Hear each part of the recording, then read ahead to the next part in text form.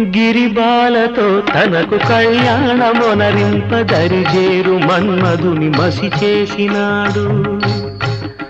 వాడినేది కోరేది వరగర్వమున మూడు లోకాల పీడింప తలపోయు ధనుజులను కరుణించినాడు. వాడినేది అడిగేది ముఖ ప్రీతి కోరేటి ఉబ్బు శంకరుడు.